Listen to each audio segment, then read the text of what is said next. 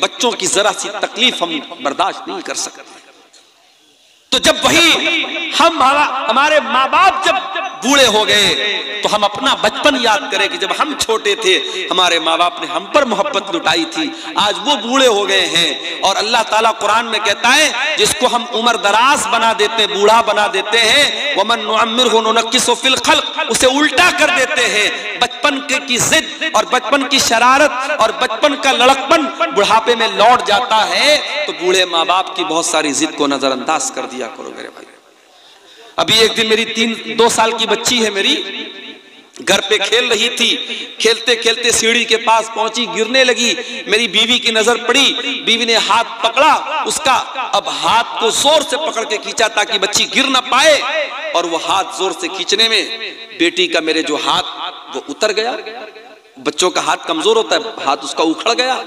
اب بچی بہت تیز چلانے لگی، اس کو کسی پل قرار نہیں. میں مدرسہ گیا ہوا تھا، اب بیوی بیچاری رو رہی ہے، بچے الگ پریشان. میں مدرسے سے گھر آیا، میں نے کیا بات ہے تو معلوم ہوا کہ بچی کا ہاتھ اکھڑ گیا ہے. فوراً ہمارے علاقے کے ہڈی کے ڈاکٹر تھے، ان کے پاس لے کے گیا. اور ڈاکٹروں کے پاس تو تجربہ ہوتا ہے، وہ فوراً انہوں نے دیکھ کر کے وہ سمجھ گئے کہ کیا معاملہ ہے. انہوں نے فوراً اس کو بچی کا ہاتھ پکڑ کے کیسے اس کو گھمایا، بالکل ٹھیک ہو گیا اس کا ہاتھ. تو یہ اتنی دیر کے لیے سمجھیے کہ بچی رو رہی ہے، بچی تڑپ رہی ہے، اور ہم اور بچی کی جو ماں ہے، ہم دونوں لوگوں کے لیے ایک ایک منٹ ایک ایک پل بڑا بھاری گزر رہا تھا. اور جیسے ہی بچی کھیلنے لگی، مسکرانے لگی، ایسا لگا کہ ہمارا دل باغ باغ ہو گیا. میرے پیارے ساتھیوں، یہ بچپن کا دور ہوتا ہے. پھر جب ہم بڑے ہوتے ہیں اور ہمارے ماں باپ جب بوڑھے ہوتے ہیں اور وہ کسی بات کے لیے اگر ضد کرتے ہیں یا ان کو کوئی تکلیف پہنچتی ہے یا وہ دوا ٹائم سے نہیں کھاتے ہیں تو ہم ان کو ڈانٹنے لگتے ہیں کہ کیوں آپ دوا نہیں کھاتے ہیں، آپ کوئی بات نہیں مانتے.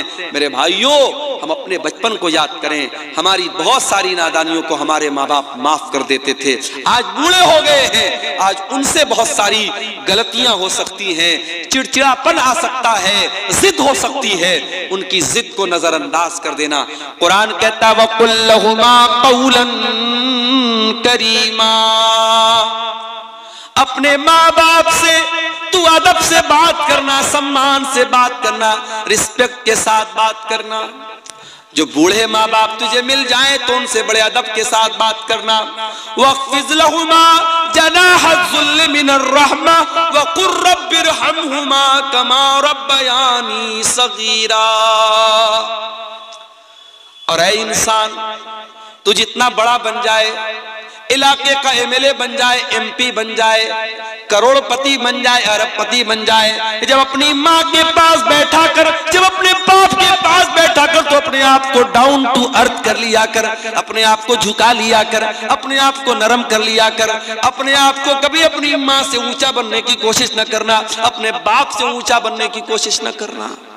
جتنے بڑے بھی ہو، باپ کے لیے تم بیٹے ہو، ماں کے لیے تم بیٹے ہو.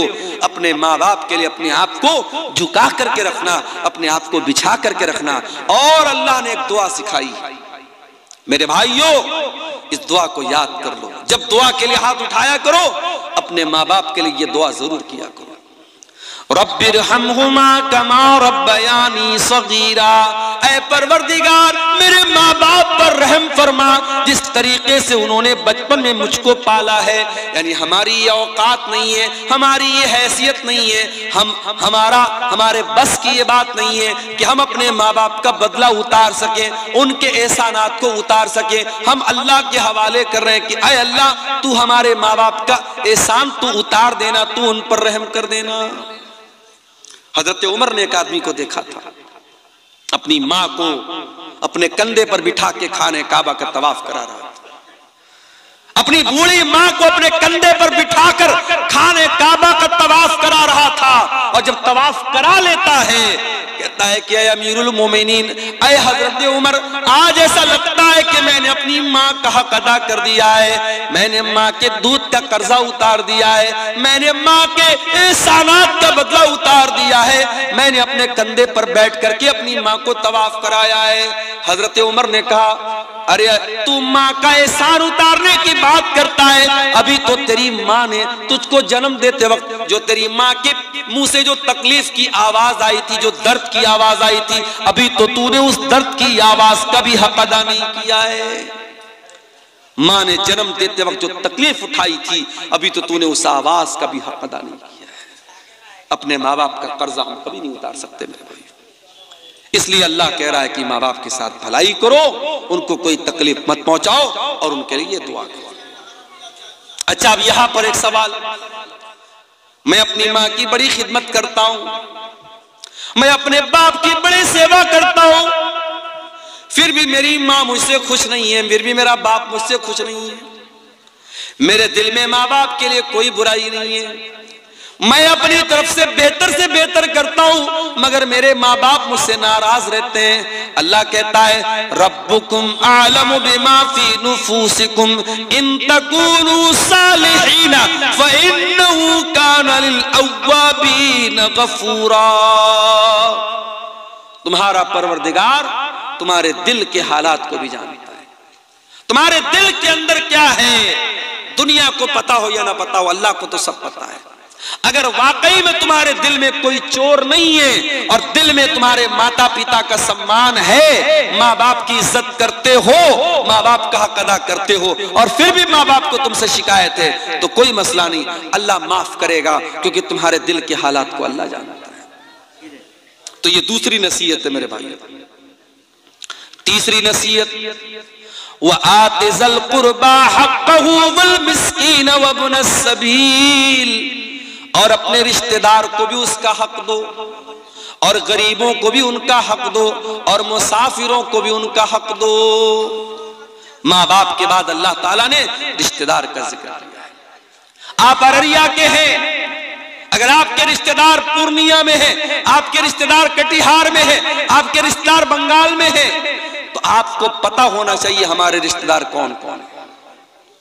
اور اگر آپ کو اللہ نے دولت سے نوازا ہے اور آپ کے رشتہ داروں میں کوئی ضرورت مند ہے، تو آپ جب زکوٰۃ نکالیں، جب دان خیرات کریں، جب چندہ دیں، جب صدقہ خیرات کریں، تو اپنے رشتہ دار کو ترجیح دیں، رشتہ دار کی پہلے مدد کریں۔